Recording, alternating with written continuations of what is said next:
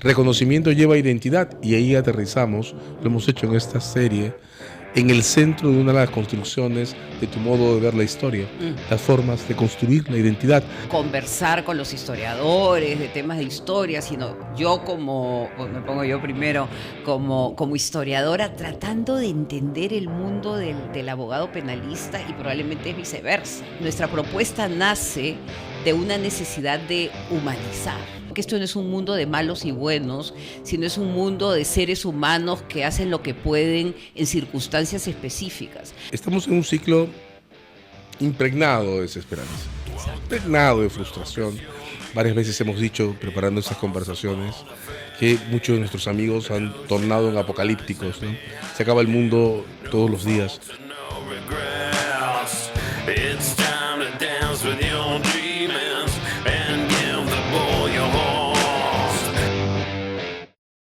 Somos Carmen Maqueboy Y César Sabache. y esto es Mesa Compartida. Carmen, esta es nuestra entrega número 20. Tenemos todo el tiempo que media entre marzo y diciembre, intentando colocar construcciones, compartiendo con quienes nos siguen textos que nos hemos ido encontrando por el camino, que hemos compartido, tratando de cuadrar una ecuación para mirar la escena que nos rodea. Ahora, en la entrega 20, quiero proponerte repasar un poco lo que le hemos ofrecido a nuestro entorno, porque hay construcciones duras. Hemos trabajado el ciclo que va del dolor al duelo y lo que podríamos llamar el despegue hacia la nueva salida. Lo hemos trabajado con ocasión a un entorno que hemos llegado a denominar la guerra maldita, usando una construcción que viene de tus trabajos. Hemos hablado del pasado, de la memoria, del presente, del diálogo. ¿Por qué no nos presentas un resumen, una impresión en general de lo que hemos podido ofrecer hasta hoy? Bueno, primero que nada, yo creo que ese gran tema de abrir con Mauricio Sigman, abordar el tema de la neurociencia, yo creo que nos permitió ubicar nuestra conversación en algo que probablemente sea un experimento que se puede transferir a otros niveles de la sociedad peruana, ¿no? Que es la idea de que en un diálogo, en una conversación, hay ciertos cambios neurológicos, ¿no? Que ocurren, ¿no? Y que en que la conversación, y creo que tú y yo en ese sentido estamos de acuerdo que probablemente este es uno de los experimentos académicos que le tenemos más cariño, más entrañables de nuestra carrera, porque en este intercambio de ideas, de posiciones, hemos crecido, ¿no? Hay una cosa que no quiero dejar de contar. En el camino de recorrer estos avatares, tú has pasado a formar parte de un proyecto práctico de construcción de diálogos, diálogos por el Perú. Exacto. Es el nombre. Y cuéntanos un poco cuánto han avanzado, han tenido una actividad reciente en esto. Yo creo que fue como esto que llaman los abridores, ¿no? Algo que te abre, ¿no? Nosotros, y esto ha sido una pura coincidencia. Nosotros empezamos creo que en enero este camino, y en marzo se presentó la oportunidad de un proyecto para el National Endowment for Democracy, que estaba tocando justamente el tema de los diálogos, ¿no? El tema de instalar el concepto de diálogo en una sociedad más bien que se niega a conversar, que se niega a escuchar, que se niega a intercambiar ideas con el que tú consideras no piensa como tú, ¿no? Entonces a mí me sirvió muchísimo, yo creo que en ese sentido también a ti, en tu propia experiencia profesional, ¿no? Habernos encontrado no solamente con Mauricio Sigman, pero nos encontramos con esta otra neurocientífica, con el tema del dolor, ¿no? Cómo tratar el dolor, y transitamos por el camino de Martha Nussbaum, la política de las emociones, ¿no? Entonces, cómo hemos ido creando un mundo conceptual, ¿no?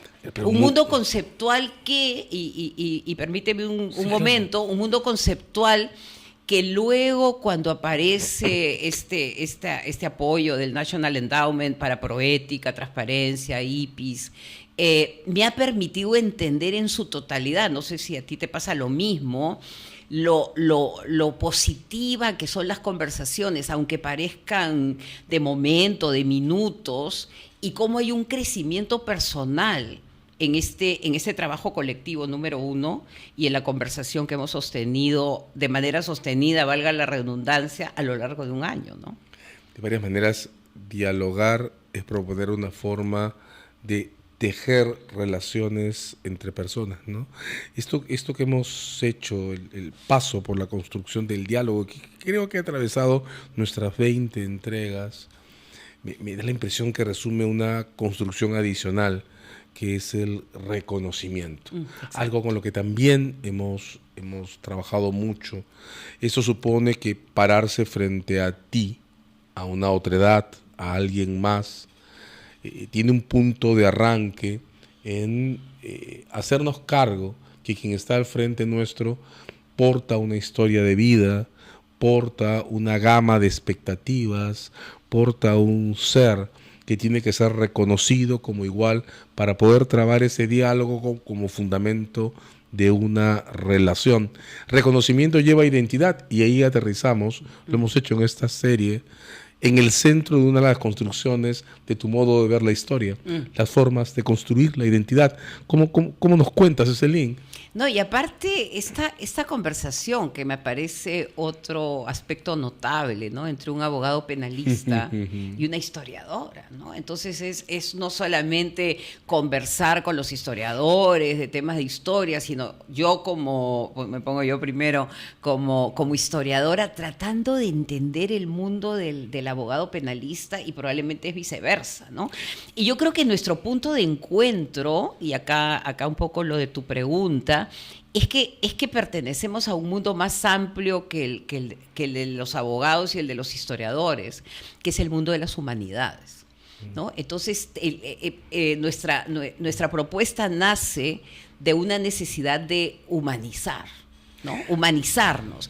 Y ha coincidido, y acá termino, con la guerra en Ucrania, lo que está ocurriendo en Gaza, los cambios políticos brutales en nuestro sistema, que ya son cosas de todos los días, pero que la intensidad ha ido pues creando una sensación de ansiedad, y que yo creo que en esta conversación tú y yo, excepto momentos muy, muy específicos, hemos encontrado un ancla, ¿no? Hemos encontrado una suerte de explicación que trasciende lo coyuntural, ¿no? Y hemos universalizado ciertos problemas. Y yo creo que ahí también está parte de nuestra contribución.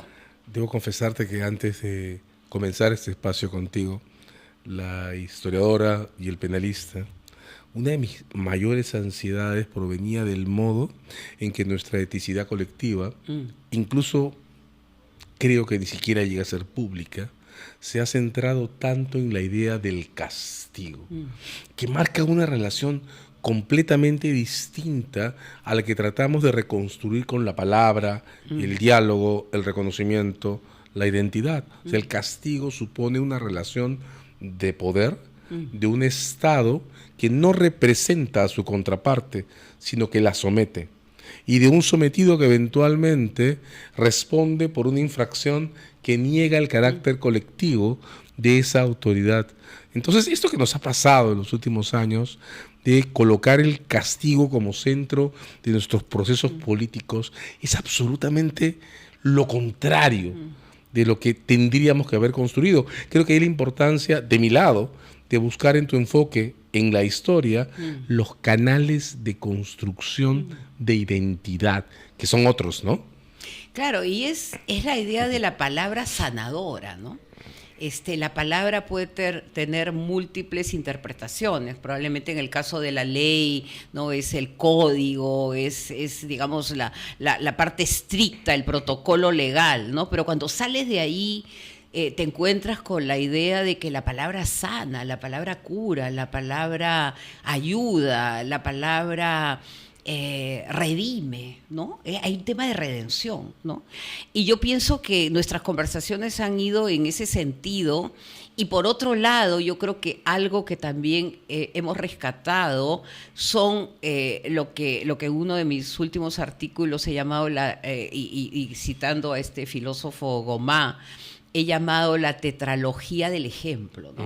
Y hemos comenzado a rescatar en nuestro camino, ¿no? Recuerda el caso de la última moneda del mulato Valdés, ¿no? Que no sé si en algún momento lo conversamos, pero hemos ido iluminando, incluso la misma Guerra Maldita, ¿no? Con estos personajes atrapados, como tú dices, en el tema del castigo, el tema de la salvación, ¿no? Palabras gigantescas, pero que al mismo tiempo no te permiten ver a seres humanos sufrientes, ¿no? Y el tema de los funerales, creo que también con ese libro, ¿no? Lo que te muestra es que hay que humanizar este relato porque está binarizado. Yo creo que es otro tema que ha salido en nuestras conversaciones, ¿no? Que esto no es un mundo de malos y buenos, sino es un mundo de seres humanos que hacen lo que pueden en circunstancias específicas. Y lo que te crea eso es una empatía, incluso a los que tú consideras que están en el bando de los malos, ¿no? Entonces, ¿qué cosa los llevó, ¿no? Y eso te da una mirada, una perspectiva mayor probablemente, y ese creo que ha sido nuestro aporte a la conversación. Palabra, diálogo, identidad, el nombre del programa es Mesa Compartida, reconocimiento. Hemos atravesado también por un momento en el que hemos propuesto como síntesis de estas construcciones la amistad como ambiente de desarrollo de una forma de relación distinta entre nosotros, y al mismo tiempo hemos transitado por la guerra como construcción predominante, conformada históricamente, pero suficientemente potente para marcar fronteras, factores de división que impiden que impregnemos o que estemos impregnados como colectivo de esas relaciones basadas en la amistad que sostienen el reconocimiento, ¿no? Y me gusta que hayas traído esa idea, que justo estaba pensando en ella, que es el tema de la amistad cívica, ¿no? Porque usualmente los que nos escuchan, ¿no? Al final del programa dicen, pero bueno, ¿cuál es la propuesta? ¿No? ¿Cómo vamos a salir? ¿No? Porque definitivamente estamos viviendo una crisis política casi terminal, de implosión de un Estado prebendario. Y yo creo que nuestra propuesta es ir construyendo estos espacios de sociabilidad alternativa, ¿no? Que se están dando, ¿no?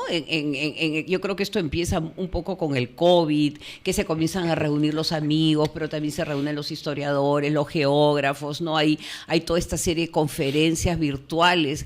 Entonces, es posible utilizar la tecnología para reconectarnos, ¿no? Como asociaciones, ¿no? Yo creo que es algo que creo que también mencionamos en el siglo XIX, que ante la cultura de la guerra, González Vigil propone la alternativa de las asociaciones y escribe un libro, La importancia de las asociaciones, ¿no? Entonces, esta es una pequeña sociedad de a dos, ¿no? Esta es una asociación de amigos que definitivamente venimos, pues, de mundos diferentes, digamos, de entrenamiento académico diferente, pero que, sin embargo, tratamos de entender de qué mundo viene el abogado, de qué mundo viene el historiador. De repente por ahí no nos gustan algunas características del abogado, de la llamada república litigante. Por el lado tuyo dirás, bueno, pero este historiador está en la perspectiva, pero no está en la coyuntura. Pero poco a poco te vas dando cuenta que se puede compatibilizar, ¿no? Y que hay esta que a mí me encanta esta historia de muchas personas que están con los ojos vendados y están tratando de escribir un elefante, y uno lo escribe por la cola, el otro lo escribe por las patas, y todos tienen razón, pero al final, digamos, esta mirada colectiva es la que nos va a permitir tener una mejor visión del Perú, y yo creo que ahí está un poco la raíz de lo que queremos proponer, ¿no? Que al conversar vamos a comenzar a tener una perspectiva más amplia de un problema tan complejo como es el problema de la cultura política peruana. De hecho, el título del espacio que hemos armado sintetiza la propuesta, ¿no? Queremos compartir esta mesa, queremos que ustedes compartan las mesas que tienen a su disposición, porque estamos apostando a que el tejido solo se arma de a pocos, ¿no? Exacto. Como las arañas. Exacto, como las arañas tejedoras, y que probablemente vamos a tener que pasar por este calvario de desmantelar una cultura política, pues, que tiene 200 años, pero si en el camino vamos viendo que tenemos compañeros en estas mesas compartidas, probablemente el camino que sabemos que va a ser largo y difícil va a ser más alentador, ¿no? Cuando estás en compañía, ¿no? Yo siempre pienso en la época de la peste, ¿no? Estas reuniones, un poco lo que hace Boccaccio, ¿no? Cuando está contando que se reúnen a conversar, ¿no? Que se reúnen y de ahí pues salen grandes obras, ¿no? Grandes obras literarias, ¿no? Entonces, el ser humano siempre ha logrado vencer destinos difíciles o situaciones difíciles a través de su inteligencia, a través de su palabra y a través de su buena disposición con el otro, ¿no? Este modelo civilizatorio, en el buen sentido de la palabra,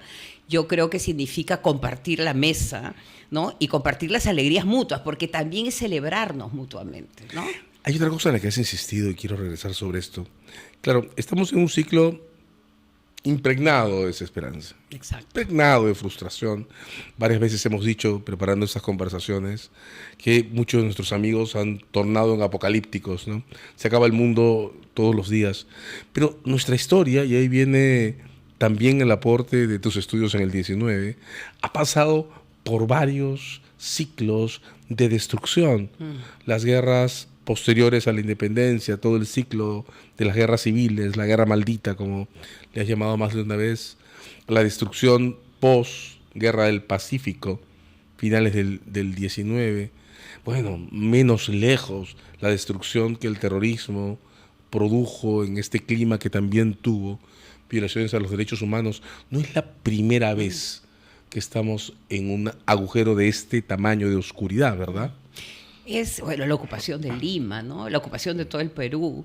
Y yo creo que algo que también hemos mencionado es de que hay una apuesta por la vida, ¿no? De que muchas veces en estas situaciones difíciles no nos damos cuenta que la cotidianeidad, los peruanos están compartiendo la mesa, ¿no? Los peruanos están conversando, los peruanos están cocinando, están apostando por un mañana, cada día cuando mandan a sus hijos al colegio. Entonces, probablemente sí, tenemos que vivir conscientes de nuestras equivocaciones, de nuestros defectos, digamos, de fábrica. Pero por otro lado, yo creo que también tenemos que recuperar, y aquí me gustaría mencionar, ¿no? Este legado histórico impresionante, que no solamente se circunscribe a la etapa precolonial, sino que, por ejemplo, en el caso del mulato Valdés, estás hablando de un cirujano general del Estado peruano, un afrodescendiente que a través de su talento, de su virtud, fue capaz de llegar a los lugares de honor más importantes y que muchos peruanos no lo reconocen y que está pasando de manera cotidiana. Peruanos que están haciendo su trabajo, apostando por la vida y que no merecen el reconocimiento. Entonces yo creo que en nuestras próximas mesas vamos a tratar de abrirnos a conversaciones sobre historiadores, geógrafos, literatos, que están imaginando el Perú probablemente una de sus etapas más amargas. Historias de vida, ¿no? Algo que también hicimos con Cortegana, con ocasión a la bella presentación Recuperación, diría que ustedes lideraron. Pero también espacios. Recientemente ha habido 2 eventos que quiero resaltar en tus actividades, en tu agenda de actividades. El AIA Arequipa, por ejemplo, y el encuentro de rectores de universidades en el Cusco. 2 espacios en los que has interactuado, a Arequipa fuimos ambos, con personas que en medio de este clima denso, tenso, a veces abrumador, pueden hacerse un espacio para pensar, recrear, proponer, sonreír, ¿no? El coraje que demanda estar inversos en esta suerte de hueco negro, de vórtex, y sin embargo seguir pensando al Perú. Yo siempre refiero a este libro extraordinario que probablemente tampoco le hemos dado la importancia que merece, Imaginando el Desarrollo, de Paul Gutenberg, ¿no? Paul Gutenberg dice que en el momento más difícil de la crisis de la implosión del Estado guanero, habían mentes extraordinarias que estaban incluso imaginando la sustitución de importaciones, estaban adelantándose a Previch, ¿no?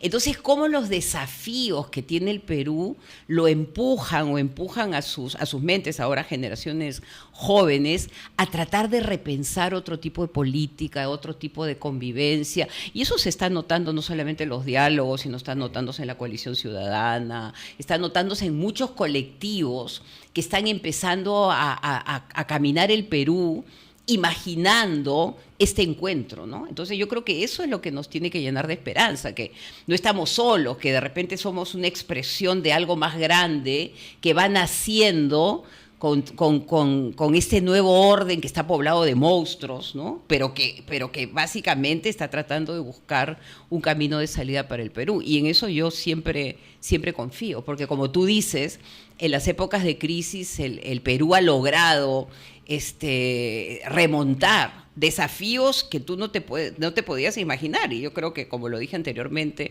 la ocupación del Perú probablemente es uno de los más duros. Hemos tenido un ciclo en el que les hemos invitado a cambiar la mirada. Es otra construcción por la que también pasamos. Tratar de encontrar ese espacio en el que hay en este país personas intentando encontrarse, construir, tejer con sus manos. Este ha sido Mesa Compartida, nuestro primer año.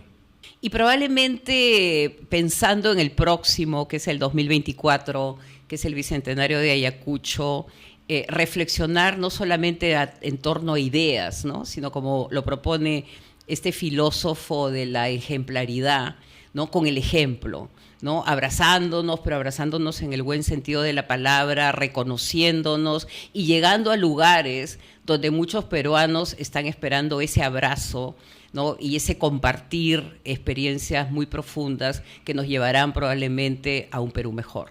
Muchas gracias. Gracias por acompañarnos.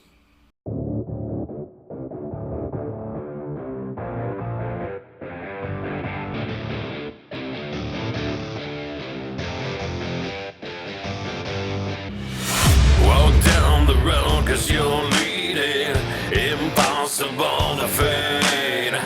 No shadow lies stand behind you, no faults and no regrets. It's